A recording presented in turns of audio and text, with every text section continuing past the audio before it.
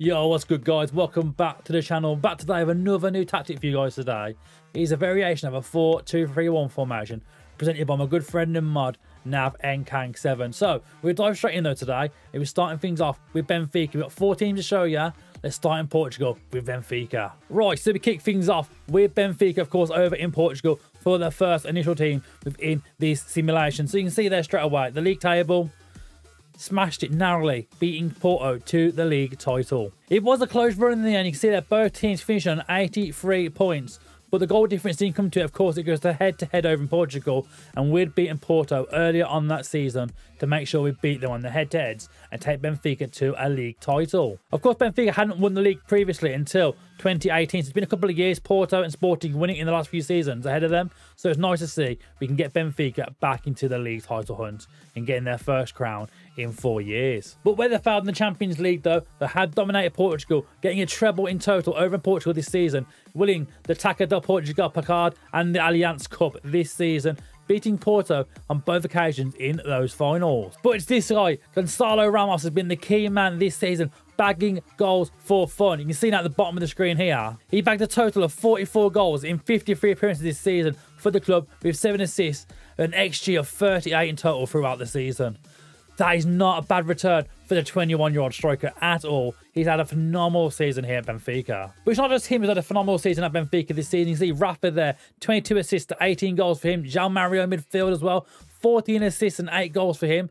10 in 10 for David Neres on that wing as well this season. And it goes down from there. You can see as well then, Guedes on loan from Wolverhampton Wanderers this season as well. He bagged a monster 21 goals from the wing with 8 assists as well. And it keeps going from there. But the big one, Ramos, who we've mentioned already, a massive 44 goals in all competitions in 53 appearances. That is so good from that striker. But of course, the season did end with that cup final as well, where Benfica beat Porto 3-0 in the Taça del Pokal Cup final. João Mario getting the ball on the right-hand side here, puts it home with ease past Mexidio. Not a bad start to the game. You can see again Rafa now playing that cam role this time. João Mario playing as the right winger in this formation for this one. Not somewhere we're playing very often, but it worked this season as Rafa made it 2 before half-time. Then into the second half, Florentino Luis gets the ball, puts out wide to David Neres, who can cut inside now, puts the ball across the goal, and Ramos is not missing from there. A 3-0 finish for Benfica. So a very good season for Benfica in this tactic. You can see it's already worked wonders with this side. But does it work in Scotland? Let's go find out as we take over Rangers. So we saw how well this formation worked over in Portugal, but now we took over to Scotland, where Rangers have dominated the Premiership, winning on 93 points, 8 points clear of local rivals Celtic there. You can see that Celtic 85 points, a massive 93 points for Rangers, only losing 1 game all season as well, drawing 9 but winning 28 of those games. And due to that as well, Rangers dominated the player stats. You can see Morelos getting the top goal scorer by a landslide then, 27 goals throughout the season for him. Goldson got the best average rating, not far behind by Ryan Kent as well, at 7.43. Ryan Kent as well, a monster assist numbers there, 13 assists for him, almost taking top spot, only being beaten by Hibernian's Martin Boyle. But Kent then again stole the player of the match awards there. You can see he got the most, joined by Goldson then in second place. And McGregor getting the most clean sheets as well, 26 out of 38 games. That is absolutely insane to see. But again, where it didn't really work out in Europe for Rangers in this formation and losing the Scottish Cup to Celtic, they did actually go and win the Premier Sports Cup here just above my head. You can see they won that one alongside winning the league, a cup double for Rangers. And as I've touched on some of these players already, you can see now Ryan Kent got 20 assists throughout the whole season in 50 appearances, 12 goals for him. Barasic as well in that left wing back position, getting 12 assists and 5 goals. That is not a bad return at all. Malik Tillman as well, 14 goals to his 11 assists. You can see there as well. And of course, we mentioned already Alfredo Morelos there with 41 goals in 49 appearances. That is an absolute insane number for the striker. And one of the bigger results throughout that season was towards the end of it, where Rangers absolutely smashed Dundee United 6-0. Barisic now playing on the left wing in this formation for this game. Gets a goal on that left-hand side nice and early on for just 10 minutes. And the goal's kicking from there. 24 minutes on the mark now. Ridvan gets the ball on the left-hand side, plays it back inside here to Jack. Big ball over the top. And again, Barasic this time heads it over the keeper with ease. A brace for him within the first half. On to the second half, and again, it's going through Barasic on this left-hand side. Finds Tillman into Raskin, makes that run through the middle. And it's Kent who's there to slot it home to make it 3-0 Rangers. And the goal just kept coming by that point as well. Kamara this time finds the ball. Morelos back to Raskin. This time finds Tillman. A lot of room for him. Plays it back inside for Morelos. We can tap it home with ease to make it 4 for Rangers with 20 minutes to go. And then for the last few minutes then, we open the floodgates just a little bit more. 89th minute this time. Ridvan gets the ball. Plays it back to Kamara this time. There's a lot of room to run forward. Plays it into the box. It's a great header by Fashion Jr. at that back stick to make it 5. And then we get into stoppage time and thought, you know what?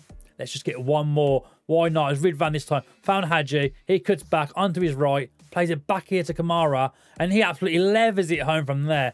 How he's scoring from there is absolutely unbelievable. But what a strike. So we've seen Portugal. We've seen Scotland.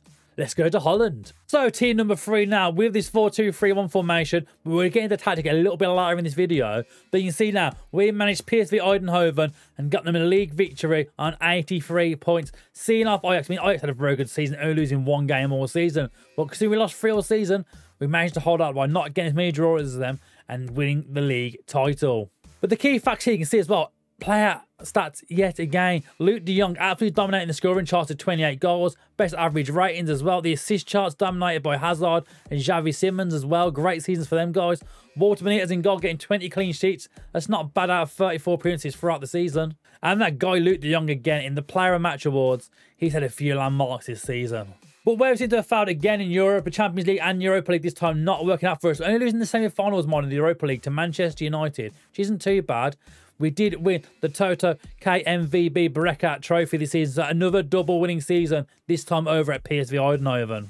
But we'll dive into the team now quickly. And obviously, we mentioned already Luke de Jong this season. He's had a monster season. You can see now at the bottom of our screens. 52 appearances, 39 goals for the 32-year-old striker.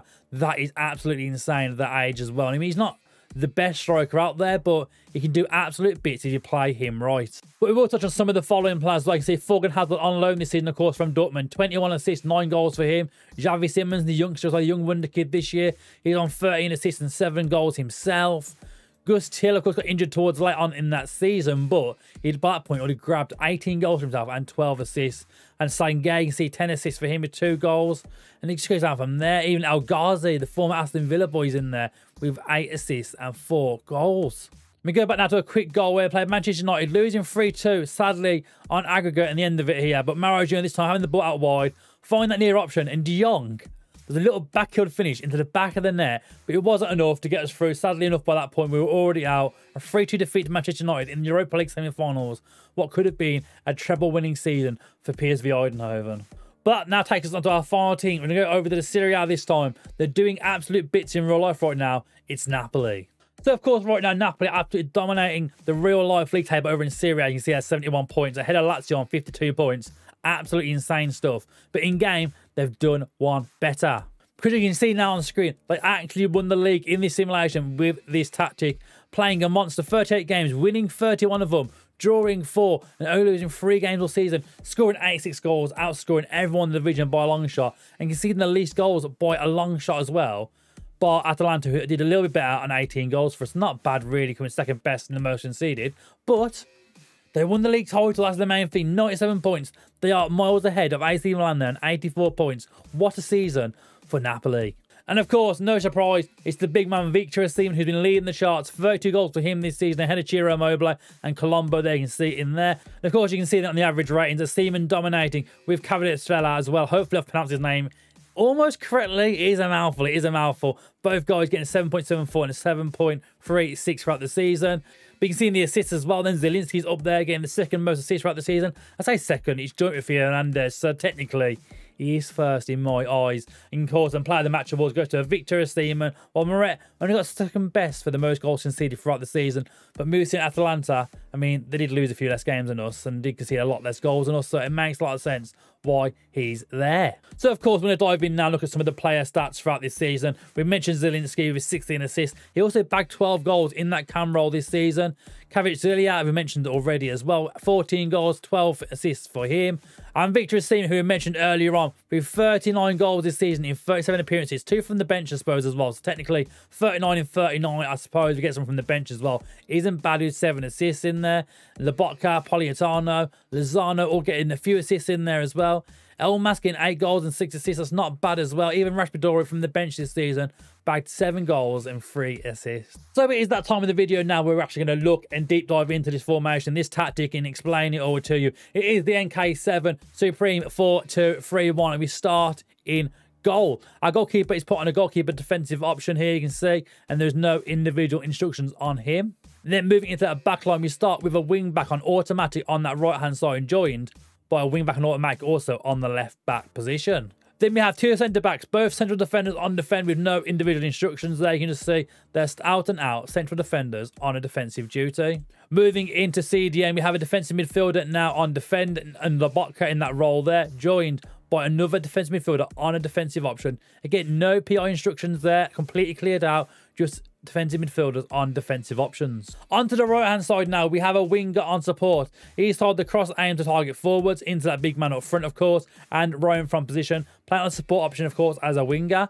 In the cam role, attacking midfielder on attack, no individual instructions there. What's on the left hand side, similar to the right hand side, a winger on support being told the cross aim for target forwards and roam from position.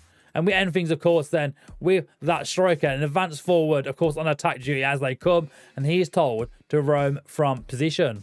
We play a balanced mentality for this tactic for the majority of the season. You can see now we go for much shorter passing to space, hit early crosses, of course, as well, always good to have in there, being more expressive, and a slightly higher tempo. In transition now, we have a counter press on there, playing counter football when possession has been won, of course, and we like to distribute the ball to the fullbacks from your goalkeeper. And then out of possession, of course, we have a higher defensive line here. You can see a high press happening there. Trigger press of much more often. Prevent short goalkeeper distribution. And that is it. That is the lot. That is the NK7 Supreme 4-2-3-1. So, of course, if you enjoyed this tactic, please make sure you go to the link down below and download it. Check it out. And let us know in the comment section your thoughts on how it has worked out for you. But, of course, if you enjoyed this video as well, please make sure you are subscribing to the channel, liking this video. Go check out Nav's Twitter. His link is down below as well. Make sure you go give him a follow and keep an eye on all of his FM and tactics journey over there. But, as always, hope you've enjoyed the video and thank you for watching. We'll see you again very, very soon.